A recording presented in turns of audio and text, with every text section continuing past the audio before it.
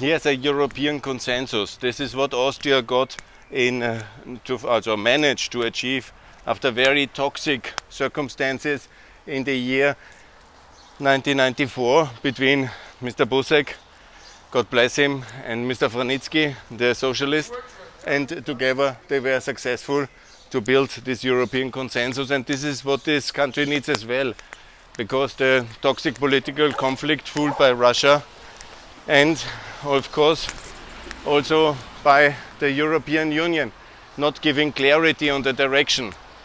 Because what countries like here, like Georgia, need is clarity of direction, of purpose.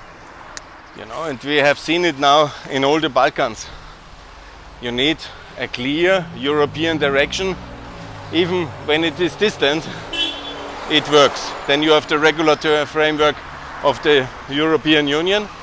Then you have all these amazing instruments like a currency peg to the euro, the access to the European market, the regulatory alignment with the European Union, and then suddenly things work. And of course, Georgia is a bit far away. And the problem is that most Europeans don't know Georgia very well. And they can hardly find it probably on the map. That we have to change. We have to change the level of knowledge of Georgia. We have to explain that it will be a European country, and we have to be very clear in that. And that's exactly what we need to do. It's not easy. I completely understand that. And the task is huge. And of course we are competing with Russia for Georgia. And the Russians really love Georgia. They know it much better. They have more historic interest, knowledge, links. And of course they have no intention of giving it up. So some in France, paid by Russia, want to make us giving up. They say, okay, why care? Give it to the Russians. Let it be a buffer zone, Ukraine and Georgia. And that's the policy of the last 15 years.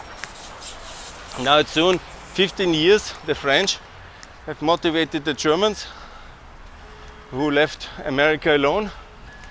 And we are in that mess for such a long time, since Bucharest.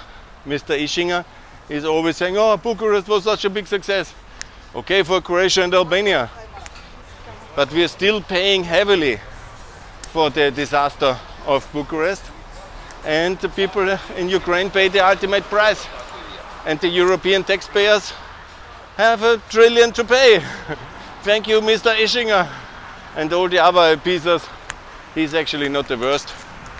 And all the other German politicians who caved in to Sarkozy's policy, Hollande's policy, and also now we have the result with today's French president, in the same line.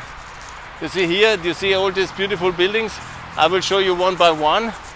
The moment I find out, this is where I stay. This is the beauty of Tbilisi. I think over there I was the last time. Here's the church, the river and the public service building.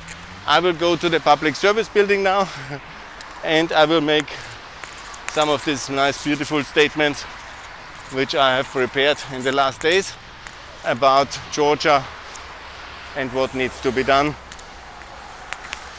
And I will explain all the points of the European reform agenda